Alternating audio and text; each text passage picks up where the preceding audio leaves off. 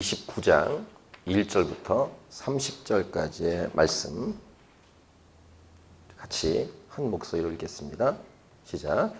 야곱이 길을 떠나 동방 사람의 땅에 이르러 본즉 들에 우물이 있고 그 곁에 양 세 떼가 누워 있으니 이는 목자들이 그 우물에서 양 떼에게 물을 먹임이라. 큰 돌로 우물 아귀를 덮었다가 모든 떼가 모이면 그들이 우물 아귀에서 돌을 옮기고 그 양떼에게 물을 먹이고는 우물 아귀 그 자리에 다시 그 돌을 덮더라. 야곱이 그들에게 이르되 내 형제 어디서 왔느냐? 그들이 이르되 하란에서 왔노라. 야곱이 그들에게 이르되 너희가 나홀의 손자 라반을 아느냐? 그들이 이르되 아노라. 야곱이 그들에게 이르되 그가 평안하냐? 이르되 평안하니라. 그의 딸 라헬이 지금 양을 몰고 오느니라. 야곱이 이르되 해가 아직 높은즉 가축 모일 때가 아니니 양에게 물을 먹이고 가서 풀을 뜯게 하라. 그들이 이르되 우리가 그리하지 못하겠노라. 때가 다 모이고 목자들이 우물 아귀에서 돌을 옮겨야 우리가 양에게 물을 먹이느니라. 야곱이 그들과 말하는 동안에 라헬이 그의 아버지의 양과 함께 오니 그가 그의 양들을 치고 있었기 때문이더라.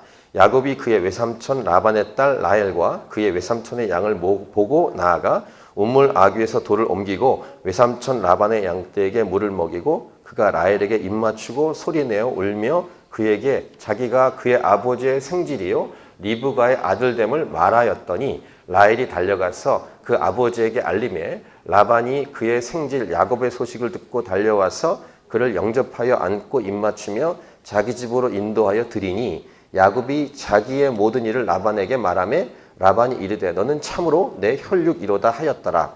야곱이 한 달을 그와 함께 거주하더니 라반이 야곱에게 이르되 네가 비록 내 생질이나 어찌 그저 내 일을 하겠느냐? 네 품삯을 어떻게 할지 내게 말하라. 라반에게 두 딸이 있으니 언니의 이름은 레아요 아우의 이름은 라헬이라. 레아는 시력이 약하고 라헬은 곱고 아리따우니 야곱이 라헬을 더 사랑함으로 대답하되 내가 외삼촌의 작은 딸 라헬을 위하여 외삼촌에게 7년을 섬기리이다. 라반이 이르되 그를 네게 주는 것이 타인에게 주는 것보다 나으니 나와 함께 있으라. 야곱이 라헬을 위하여 7년 동안 라반을 섬겼으나 그를 사랑하는 까닭에 7년을 며칠같이 여겼더라. 야곱이 라반에게 이르되 내 기한이 찼으니 내 아내를 내게 주소서. 내가 그에게 들어가겠나이다. 라반이 그곳 사람을 다 모아 잔치하고 저녁에 그의 딸 레아를 야곱에게로 데려가매 야곱이 그에게로 들어가니라. 라반이 또 그의 여종 실바를 그의 딸 레아에게 시녀로 주었더라. 야곱이 아침에 보니 레아라. 라반에게 이르되 외삼촌이 어찌하여 내게 이같이 행하셨나이까? 내가 라헬을 위하여 외삼촌을 섬기지 아니하였나이까? 외삼촌이 나를 속이심은 어찌 됨이니이까?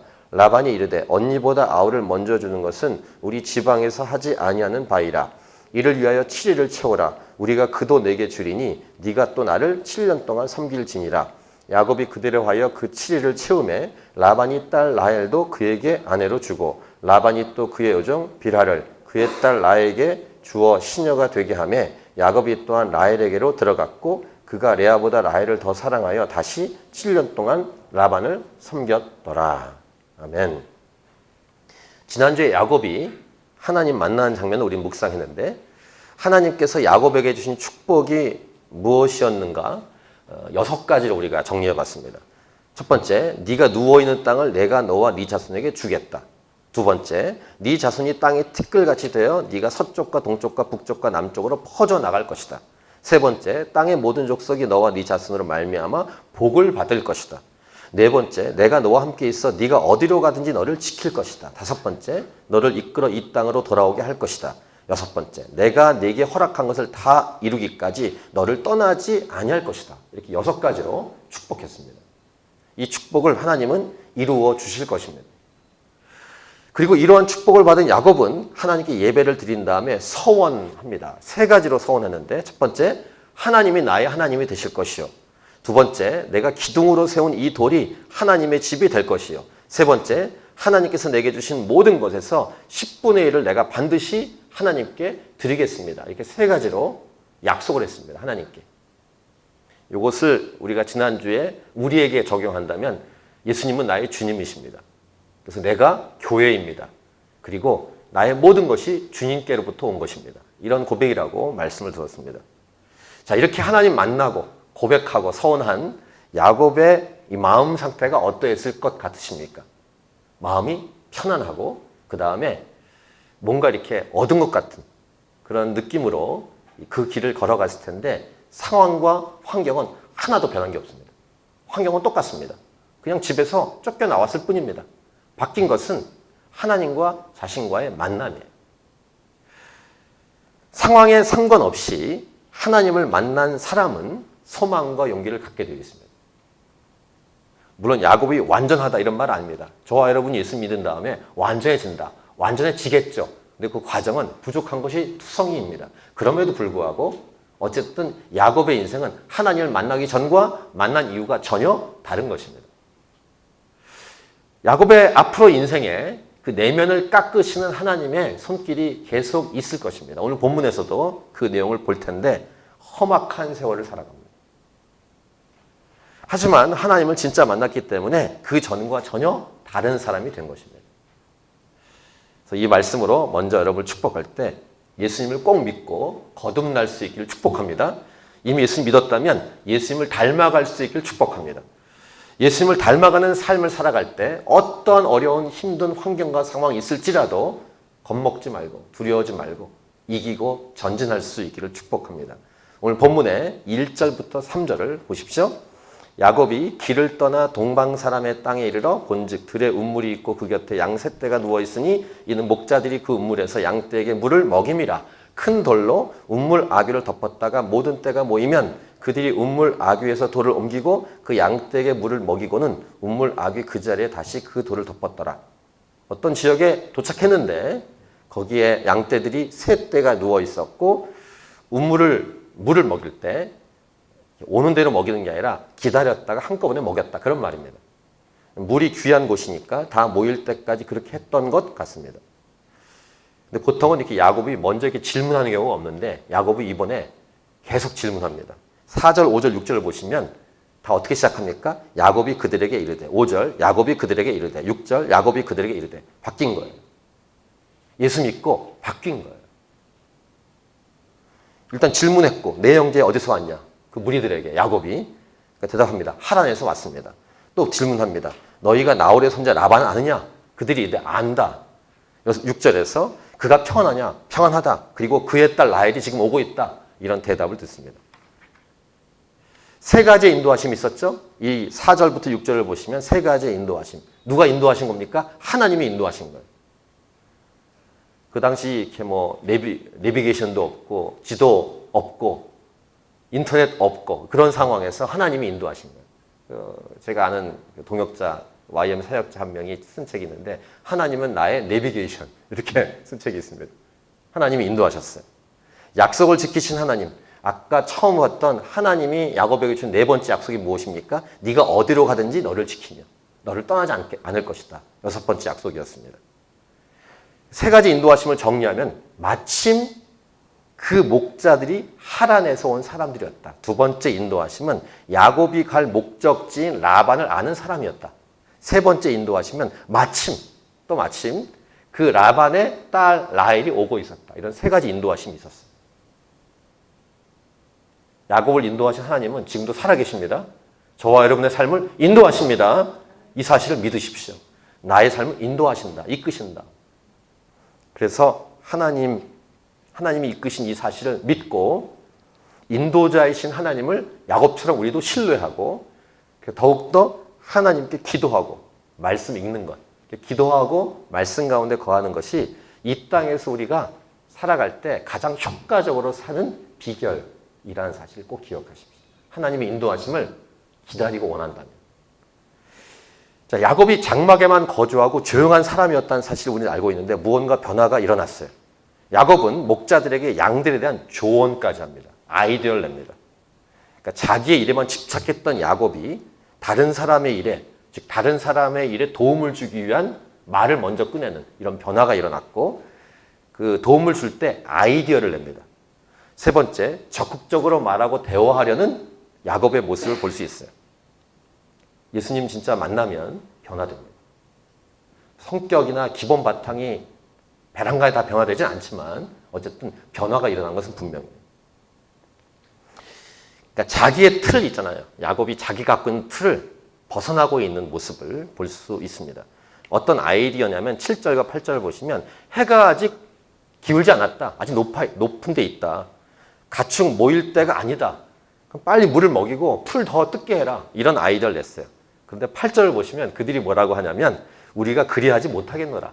때가 다 모이고 목자들이 우물 아귀에서 돌을 옮겨야 우리가 양에게 물을 먹이겠다. 이렇게 얘기합니다. 여기서 알 수 있는 게 뭡니까?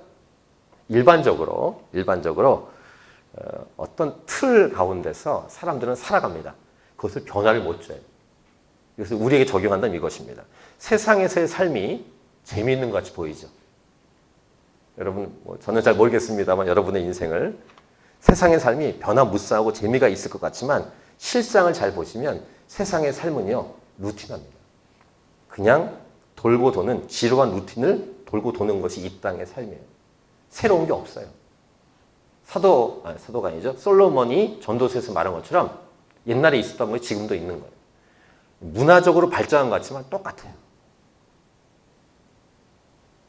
그래서 밖에서 여러분 혹시 놀 때 그 노는 그 삶이 재미있는 것 같잖아요. 새로운 것 같고. 휴가 가시면 재미있는 것 같죠. 다다음 주 이스터 휴가 재미있을 것 같죠. 재밌을지 몰라요. 갔다 와 보세요. 하나님 없이 노는 삶은 지겨울 뿐이에요. 그리고 그 이후에는 후유증이 있습니다. 제가 어떻게 하냐고요? 저 놀아봤으니까. 심하게 놀아봤어요. 제가 지난번 언급한 것처럼 저처럼 놀 정도로 놀아보신 분이 없을 거예요. 놀아본 다음에 마지막에 내용은 뭔지 아십니까? 새벽쯤에 일어나서 배가 아파. 술 하도 먹어서. 그 다음에 한숨. 공허함. 이게 세상의 삶이에요. 클럽, 나이트 다 가보세요. 재미있을 것 같잖아요. No. 재미없어요. 그런 틀과 비슷한 모습이 8절에서 이들의 생각이에요. 그냥 똑같은 삶을 살아갈 뿐이에요. 변화가 없어요. 예수님 만나야만 날마다 새로워질 수 있어요. 이유는 왜냐하면 아이디어가 용솟음치는 새로움은 하나님께로부터 오기 때문이에요. 하나님만이 새로운 분이세요. 하나님은 창조자이십니다. 피조물에게는 새로운 게 나올 수가 없어요. 피조물에게 새로운 게 나오려면 새로우신 하나님을 만나야만 진짜 새로운 게 나올 수 있어요. 새하늘과 새 땅. 하나님이 주셔야 새하늘과 새 땅이 되는 것입니다. 아멘이 없으세요? 왜? 재밌으세요? 세상의 삶? 놀아보세요. 놀아본 다음에 나중에 포기하고 저한테 오시면 돼요. 어떤 분이 이런 말 합니다. 천국 정말 지겹지 않을까? 찬양만 하고 천사들하고 찬양만 하는 지겨운 삶. No. 하나님은 새로운 분이기 때문에 어제와 오늘이 전혀 다른 인생을 영원히 살아가게 될 거예요. 천국은 날마다 익사이트한 나라, 흥분되는 나라일 것입니다. 그런데 지옥이야말로 지겨운 나라일 거예요. 만약에 지옥에 새로운 것이 있다면 새로운 고통만 가중될 거예요. 이게 지옥이에요. 그래서 이 땅도 지옥같이 살아가는 삶이 있어요. 세상의 맛을 느끼기 위해서 지옥과 같이 루틴하게 살아가시는 분들. 근데 예수님 믿고 하나님 안에서 늘 새롭고 익사이팅한 삶을 살아가는 삶이 있어요. 두 종류의 길을 걸어갑니다. 사도 바울은 이렇게 말합니다. 고린도후서 5장 17절. 그런즉 누구든지 그리스도 안에 있으면 새로운 피조물이라. 이전 것은 지나갔으니 보라 새 것이 되었도다. 오직 그리스도 안에서만 새로운 것을 경험할 수 있다라는 거예요. 그 음식이 그 음식이고 그 술이 그 술이고 그 춤이 그 춤이고 그 노닥거림이 그 노닥거림이고 그 피싱이 그 피싱이고 똑같아요. 그래서 교회도요, 두 종류가 있어요. 천국과 같이 새로운 교회가 있고, 지옥이라고 말하긴 그렇지만 교회를 지겹고 늘 똑같고 따분한 변화가 없는 교회가 있어요. 누구를 따라가냐에 따라 두 종류가 됩니다. 하나님의 성품이나 하나님의 주신 복음의 본질은 한결같고 일정하지만 하나님으로 인해서 펼쳐지는 일은 늘 새롭습니다. 예레미야 애가 3장 22, 23절 여호와의 인자와 긍휼이 무궁하심으로 우리가 진멸되지 아니함이니이다. 이것들이 아침마다 새로우니 주의 성실하심이 크시도소이다. 이렇게 예레미야는 노래하고 있어요. 애가 슬픈 노래를 부르는 중에도 하나님은 새롭습니다 라고 노래하고 있는 모습. 그래서 교회의 일도 그렇고 여러분이 하는 그 일도 맡은 일도 마찬가지인데 기도하면서 새롭게 창의적으로 일해보세요. 그럼 지겹지 않습니다. 아침에 일어나서 또 살아가야 되나 이렇지 않습니다. 할렐루야 하고 살아갈 수 있습니다. 이것은 그냥 흥분시키는 게 아니에요. 진짜입니다. 예수님 진짜 믿으면 늘 새롭습니다. 오늘은 또 무엇이 있을까? 이게 하나님이 우리에게 주시는 축복이에요. 그래서 보통 불평만 하는 사람이 있고 어떤 일과 어떤 사건에 불편한 그 일에 아이디어를 내는 사람이 있습니다. 이게 두 갈래길이에요. 불평만 하고 끝나지 않고 그럼 이것을 이렇게 하면 어떨까? 이렇게 새롭게 아이디어를 내는 사람으로 살아가십시오. 천국과 같은 삶을 살아가십시오. 예수님 진짜 만나는 삶을 살아가십시오. 우리에게도 하나님을 닮아 창조성이 있습니다. 물론 하나님은 무에서 유를 창조하고 우리는 유에서 유를 창조합니다. 하나님을 닮아가면 새로워질 수 있다. 교회를 천국과 같은 삶을 살게 할 수 있다. 특별히 젊은이들은 훨씬 더 이것이 증폭되어 있습니다. 특별히 젊은이들이 증폭되는 여러 요인 중에 한 가지가 이성을 봤을 때, 우리 남자 같은 경우는 여자를 딱 봤을 때 더 이렇게 엄청난 이 힘, 새로운 아이디어가 떠오릅니다. 우리 자매님들은 형제를 봤을 때, 결혼하신 분들은 포기하시고 이런 부분은 결혼하지 않는 분들 안에서 이런 일이 일어납니다. 야곱을 오늘 보면 이런 일이 일어납니다. 일단 아이디어, 용기, 새로운 힘, 하나님 만났으니까. 근데 거기다가 이 야곱을 증폭시키는 요인이 생겼는데 라헬이 오고 있는 거예요. 라헬이 예뻐. 그래서 이제 시작이 되는 거예요. 제가 모교회 청년부에서 89년도에 지리산으로 이렇게 농촌 봉사 활동을 갔습니다. 근데 굉장히 이렇게 신기한 현상을 봤는데 분명히 저 형제들은 원래 이렇게 이렇게 농땡이를 치는 그런 친구들이었는데 어느 순간에 우통을 벗더니 땅을 파기 시작했어요. 한 3명 정도의 형제들이었습니다. 저보다 1살 밑에 형제, 그다음에 한 서너 살 밑에 형제, 또 비슷한 형제, 이게 3명이. 비가 배란간에 옵니다. 이렇게 맑은 그 지리산 산짝인데 배란간에 구름이 몰려와서 막 비가 와요. 그럼 천막을 쳤는데 기둥 박아놓은 데가 이렇게 쉽지 않으니까 빨리 흙을 파서 묻어놔야 됩니다. 근데 그 3명이 왜 빨리 움직였냐면은 자기가 좋아하는 자매들이 옆에 있었기 때문에. 얼마나 속도가 빠르고 힘이 나는지. 그게 젊은이들의 모습이에요. 아주 이해할 수 있는, 공감되는. 오늘 보면 9절과 10절과 이따가 이제 본문에서 보시면 알겠지만 야곱이 그들과 말하는 동안에 라헬이 그의 아버지의 양과 함께 오니 그가 그의 양들을 치고 있었기 때문이더라. 그 다음에 10절을 같이 읽겠습니다. 시작. 야곱이 그의 외삼촌 라반의 딸 라헬과 그의 외삼촌의 양을 보고 나아가 우물 아비에서 돌을 옮기고 외삼촌 라반의 양떼에게 물을 먹이고. 아까 목자들이 뭐라고 그랬습니까? 다 모이고 그 다음에 같이 먹어야 되는데 라헬의 양이 왔을 때 야곱이 돌을 들어다가 이렇게 옮기고 라헬의 양떼를 먹이는 모습을 볼 수 있어요. 여기서부터 이제 시작된 거예요. 야곱의 눈에 라헬이 들어온 것입니다. 야곱은 정말 하나님의 인도하심 따라 잘 찾아봤어요.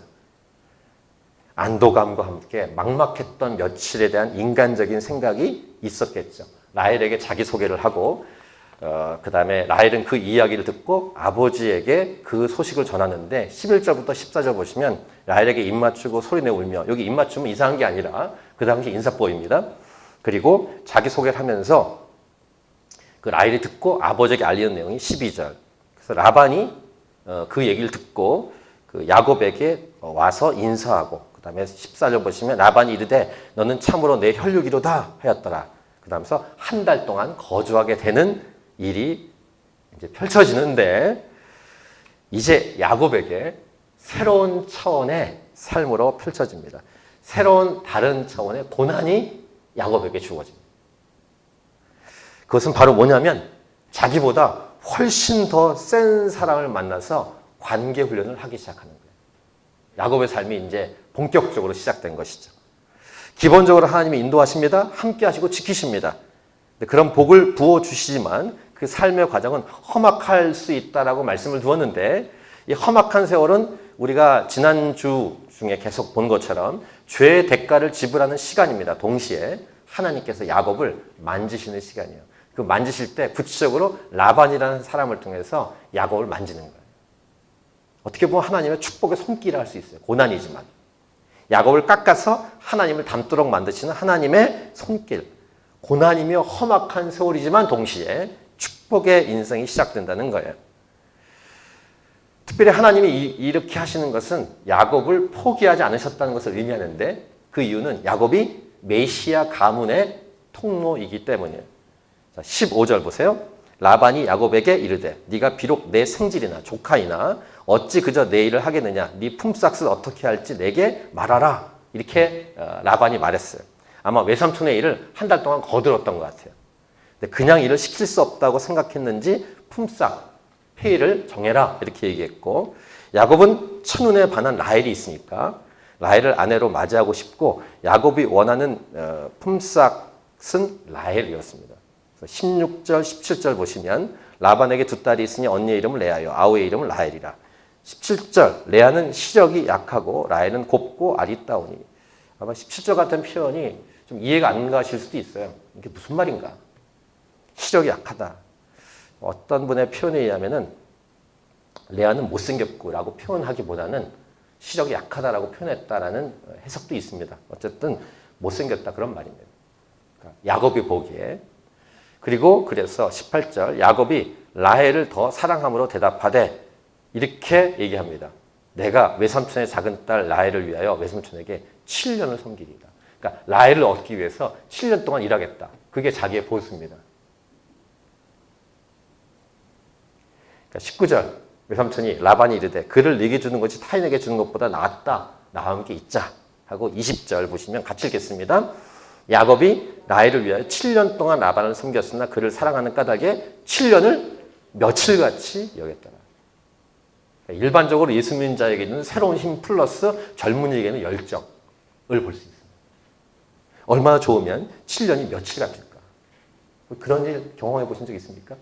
7년이 며칠 같았던 그런 일. 반대도 있어요. 7일이 7년 같은 경우도 있습니다. 좋으면 시간 가는 줄 모르는 거예요. 야곱이 라헬이 얼마나 좋으면 7년은 7일같이 여길까? 며칠같이. 이것을 응용해서 여러분 축복합니다. 예배를 몇 시간 해도 몇 초 같기를 축복합니다. 크게 안면하세요. 자꾸 시계 보지 말고, 주보에다가 낙서하지 말고, 눈은 떴는데 딴 생각하지 말고, 예배를 여러 번 해도 늘 아쉬울 수 있길 축복합니다. 조준모 형제가 부른 노래, 늘 아쉬운 마음으로. 말씀을 굉장히 짧은 시간 읽은 것 같은데 몇 시간 동안 한 자리에서 앉아서 말씀을 읽었다. 오늘 특별히 이제 주일 성경 공부 시작됐죠? 이게 말씀을 사랑하는 거예요. 기도를 시작했는데 어느새 여러 시간이 흘러서 아이들 픽업 가는 시간을 놓쳤다. 그런 일이 있어야 돼요. 새벽 기도 나오시면 경험하시겠지만 5분 동안 기도했는데 수시간을 기도한 것 같아요. 그런 일이 일어나지 않기를 바라고, 수시간 기도했는데 5분만 기도한 것 같은, 이게 진짜 사랑하는 모습이에요. 사랑하는 거. 야곱이 7년을 며칠같이 여기게 되는 축복. 얼마나 라헬을 좋아하며. 7년이 지났어요. 21절. 내 아내를 내게 주소서. 그러니까 라반이 다 잔치하고 결혼 잔치한 다음에 어떻게 했냐면 23절을 보세요. 첫째 딸 레아를 신혼방에 넣었습니다. 밤이니까 아마 몰랐겠죠? 그리고 그 레아의 그 여종인 실바도 주었다. 이렇게 23, 24를 기억합니다. 여기서 생각해 보세요. 야곱은 지금까지 속이고 빼앗는 사람이었습니다. 물론 하나님을 진짜 만났어요. 하지만 하나님의 속사람을 만지시는 시작이 된 것입니다. 하나님이 어떻게 훈련시키는가? 라반을 통해 훈련시키는 거예요. 속이는 자에게 더 고수를 붙여주시는 하나님. 사람을 속이는 관계이기 때문에 그 관계 안에서 하나님은 라반이라는 사람을 붙여주시는 섭리를 일으켜주십니다. 25절 보세요. 야곱이 아침에 보니 레아라 라반에게 이르되 외삼촌이 어찌하여 내게 이같이 행하셨나이까? 내가 라헬을 위하여 외삼촌 섬기지 아니하였나이까? 외삼촌이 나를 속이심은 어찌 됨이니까? 자, 속이심이라는 표현을 썼어요. 첫날 밤에 아침에 눈을 떠보니까 화들짝 야곱의 반응. 글로만 보니까 그렇죠. 이것을 이제 좀 연기를 잘하시는 목사님은 재밌게 얘기합니다. 제가 봤던 어떤 목사님의 연기는 되게 재밌었어요. 막 집어 던지고 막 이렇게 누구야 막 별로 반응이 없으시네. 이렇게 아침에 일어났는데 라헬이 아니라 레아기 때문에 이 반응. 제가 반응하면 안 되겠네요. 자, 라반은 미안하단 말을 하지 않습니다. 그냥 설명합니다. 우리 지방에서는 그런 법이 없어. 첫째가 먼저 가야 돼. 이런 설명입니다. 그리고 이렇게 말합니다. 그래, 라헬도 줄게. 7일을 먼저 채우고 이제 7년 동안 더 일해. 이렇게 말합니다. 여러분 같으면 어떻게 하시겠습니까? 여기 이제 일하시는 젊은이들 많죠? 그 자기를 고용한 사람이 이렇게 한다면 어떻게 하시겠어요? 얼마나 라헬이 좋은지 14년을 채우는 거예요. 저 같으면 못할 것 같은데. 얼마나 좋으면 이렇게 할 수 있을까? 그래서 28절 야곱이 7일 채우고 라헬을 아내로 받고 라헬의 여종인 비라도 받고 그 다음에 30절 7년을 더 채우는 야곱의 모습을 볼 수 있습니다. 얼마나 야곱이 라헬을 좋아했는지 총 14년을 채우는 야곱의 모습을 볼 수 있죠.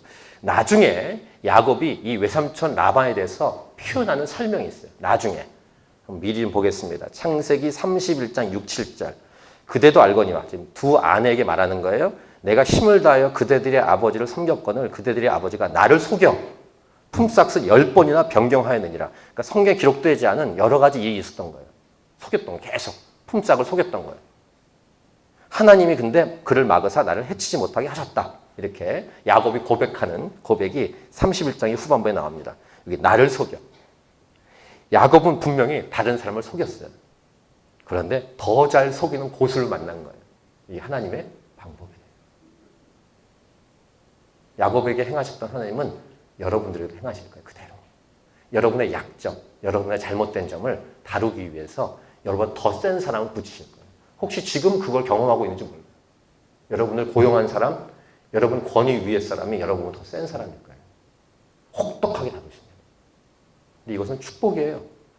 또 이 아버지에 대해서 친정 아버지에 대해서 두 딸이 고백하는 말이 있어요.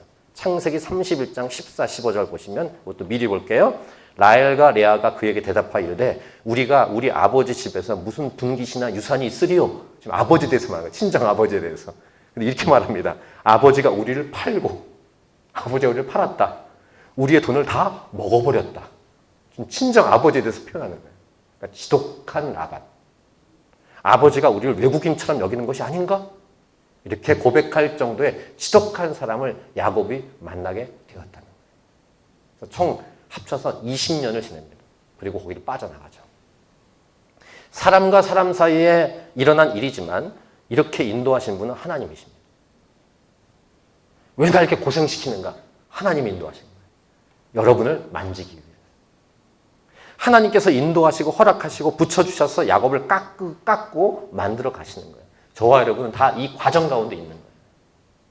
축복을 받지만 세월을 험악하게 살게 합니다. 야곱으로 하여금 하나님을 닮도록 하십니다. 이게 하나님의 인도하심이에요. 이게 인생입니다. 벗어날 수 없습니다. 그리고 야곱에게 훈련 아직 끝나지 않았습니다. 우리가 몇 주 동안 야곱에 대한 삶을 볼 텐데 나이 먹어서 늙을 때까지 야곱을 다루십니다. 하나님이 야곱을 다루셨는데 지금 저와 여러분도 다루고 계십니다. 한 명도 이 하나님의 다루심, 훈련시키는 거에 벗어날 수 없습니다. 벗어나 보세요. 교회 옮겨보세요. 도시 옮겨보세요. 나라 옮겨보세요. 똑같습니다. 제가 배운 게 뭐냐면 선교단체에서 어떤 유형의 사람을 싫어했어. 떠나잖아요. 똑같은 유형의 사람이 또 있어요. 어디 가도. 어떤 가문에 들어가도. 어떤 공동체가 또 있어요. 또. 분명히 다른 사람인데 똑같은 종류의 사람이 있어요. 그 부분에서 나를 괴롭게 하는 사람이 또 있어요. 남자분들 중에서 군대 갔다 오보시면 알겠지만 나를 괴롭힌 상관을 피해서 더 큰 상관에게 이렇게 올려가지고 전출을 보내지 않습니까? 똑같은 사람이 있어요. 빠져나갈 수가 없어요. 내가 깎일 때까지 계속 하나님 하십니다. 그래서 어떤 분의 표현입니다. 하나님은 사랑의 추적자예요. 사랑하시기 때문에 이렇게 하는 거예요. 네, 사랑하시기 때문에 괴롭히시는 거예요. 직접 괴롭히시지 않습니다. 어떤 사람을 통해 어떤 환경을 통해. 이 땅에서의 삶은 하나님께서 주시는 훈련의 장이라고 할 수 있어요. 필드에. 그럼 언제 끝나는가? 죽을 때 끝나요. 이것은 동시에 찬스예요. 기회입니다. 내가 만들어져 가는 기회. 아마 제가 알기에는 가장 하나님이 붙여주신 사람 중에 사람이 누구냐면 배우자입니다. 근데 배우자가 좀 안 되시지 않습니까? 그럼 자녀를 통해서 훈련시킬 거예요. 이 훈련은 피할 수 없어요. 훈련은 통과해야 돼요. 시험은 통과하셔야 돼요. 제가 시험에 대한 말씀도 드렸는데 시험은 패스하라고 주신 거지 피하라고 주신 게 아니에요. 그 시험 피하시면 똑같은 종류의 레벨의 시험이 또 있습니다. 인생의 주인이 누구십니까? 하나님 아버지이십니다. 여러분의 삶을 돌아보십시오. 지금까지 살아왔던 삶을. 종류는 다르지만 비슷한 장르가 반복되었을 거예요. 왜 그럴까? 말씀드린 것처럼 하나님께서 인생의 주인으로 훈련을 시켜 가시기 때문에.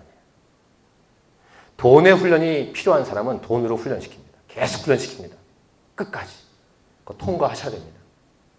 관계 훈련이 필요하면 관계로 계속 다루십니다. 인기, 권력 등의 훈련이 필요하면 인기, 명예, 권력 등의 훈련으로 계속 다루십니다. 그 시험 통과하셔야 돼요. 피하려고 하지 마십시오. 피할 수 없습니다. 인생의 주인은 내 자신이 아닙니다. 우리가 아닙니다. 하나님이십니다. 이 시험은 이겨내셔야 합니다. 야곱에게는 20년이 필요했습니다. 일단은 라반 밑에서. 자, 어떻게 해야 될까? 4가지로 제가 정리하면서 결론을 맺겠습니다. 첫 번째, 힘을 빼셔야 돼요. 마치 수영하려면 첫 번째 태도가 뭡니까? 몸에서 힘을 빼십시오. 강사가 계속 해주는 말일 거예요. 그래야 수영할 수 있어요. 물에 떠야 수영하지 않습니까? 몸에 힘을 주면 가라앉게 돼 있고 수영 못합니다. 힘을 빼셔야 돼요. 두 번째, 내려놓으셔야 합니다. 내려놓기. 이것을 이제 제자도로 말하면 권리 포기. 움켜쥐며 가진 것 같지만 다시 어디론가 사라집니다. 내려놓으셔야 돼요. 가장 오래 사시는 우리 어르신께서 맞다고 권사님. 아마 이게 진짜 이게 연세가 많을수록 반복해서 훈련받았기 때문에 고백할 수 있을 거예요. 근데 젊을 때는 몰라. 내가 이길 수 있을 것 같고 안 내려놓고 쟁취하려고 해요. 쟁취하고 난 다음에 공허할 거예요. 반드시. 세 번째, 내려와야 돼요. 교만한 높이에서 내려오셔야 돼요. 자꾸 올라가려면 제자리이거나 올라간 다음에 공허하고 외로울 거예요. 여러분, 인기 많은 연예인들, 돈 많은 부자들, 재벌들 좋을 것 같죠? 나에게도 수천억 있으면 좋겠다. 그런 거 부러워하지 마세요. 그것은 인생의 목표가 아닙니다. 높은 곳, 내가 올라간 자리 아니고 하나님이 영광을 받으시는 자리일 뿐이며 하나님이 나를 높이실 때까지 기다리셔야 돼요. 네 번째 메시지는 기다리십시오. 힘을 빼고 내려놓고 내려오고 기다리는 것. 이것이 이 땅을 잘 사는 비결이고 그 테스트에서 승리하는 비결이에요. 아직도 힘을 주고 있는 여러분들. 아직도 움켜쥐고 있는 여러분들. 아직도 그 높은 곳에서 버티고 안 내려려고 버티시는 분들. 그리고 못 참는 분들이요. 저를 포함해서 힘드실까요? 안 돼요. 하지만 동시에 하나님은 복이세요. 복의 근원이십니다. 여전히 복을 부어주시고 하나님은 하나님의 뜻을 실패하거나 실수하지 않으시고 포기하지 않고 이루어 가십니다. 이 하나님을 신뢰하고 하나님께서 허락하신 시험을 통과할 수 있기를 축복하며 기도합니다. 아마 지금도 이 시험을 통과하는 중일 텐데 목사인 저도 목사로서의 훈련을 지금도 받고 있고 여러분도 그런데 예수 그리스도 안에서 반드시 우리는 이길 수 있다는 사실을 기억하고 하나님을 신뢰하면서 함께 이겨내십시다. 오늘 설교 제목을 맨 마지막에 읽는데요. 오늘 설교 제목은 이것입니다. 인생은 하나님께서 우리를 훈련시키는 시간과 장소이다. 이것이 오늘 설교 제목이었습니다. 우리 아까 불렀던 찬양곡 한 곡 부르고 오늘 말씀을 가지고 기도하도록 하겠습니다.